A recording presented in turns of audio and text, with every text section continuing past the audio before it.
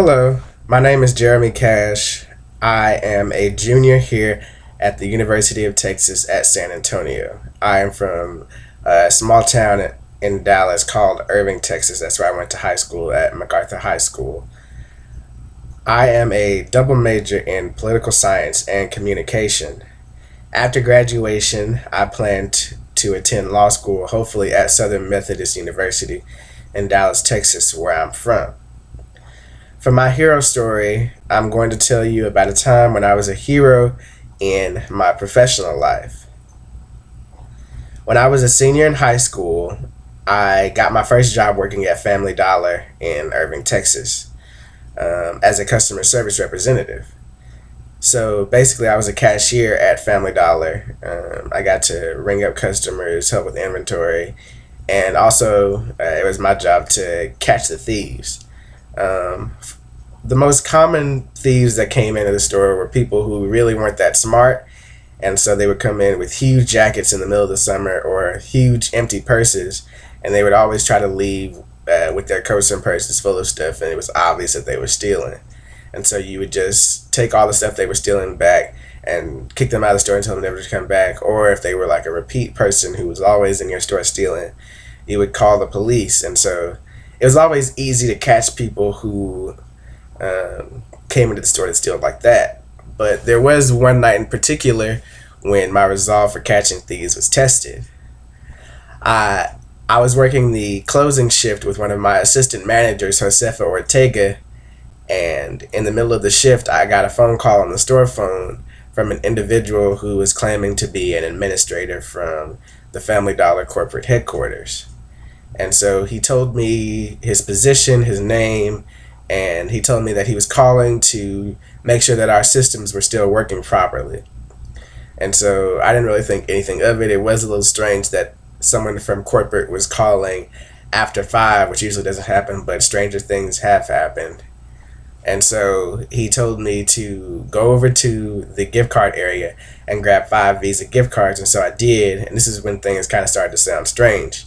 And so I brought them back over to the register, to the phone. And then he told me to basically ring the gift cards up as though somebody was paying for them to make sure that our system was still working.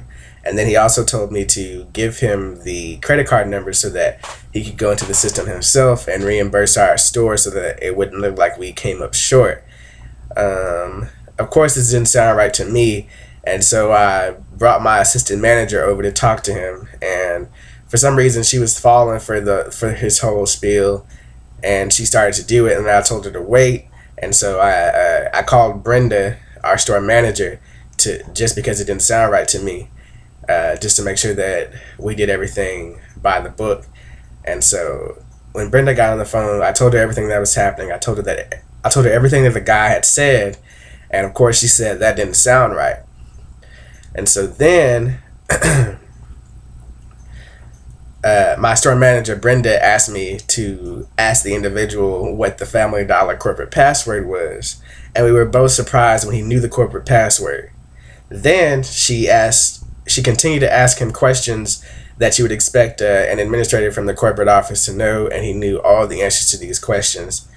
But Brenda, being as suspicious as she always is, said that she wasn't going to do that, and she told the individual to call back in the morning when she was in the store, so that she could better verify all the claims he was making. So then the next day comes up, and obviously we don't get a call back from the guy, and we assume that it was a scandal, obviously.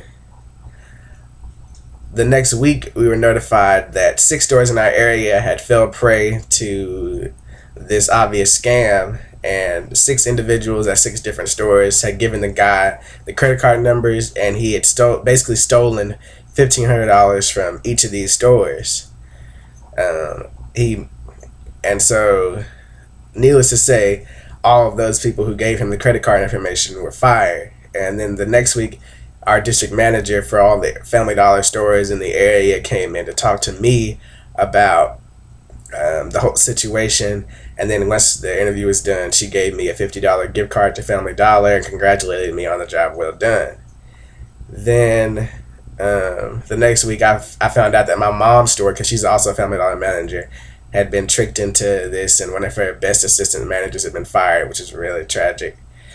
But one of the biggest lessons I learned from this story was that you should never accept anything at face value, because nothing is ever as it seems. And so that is a story about a time when I was a hero in my professional life.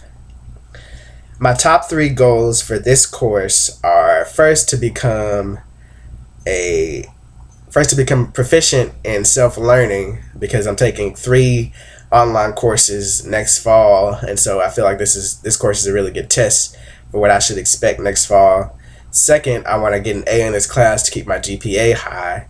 And finally, I really want to become a competent communicator.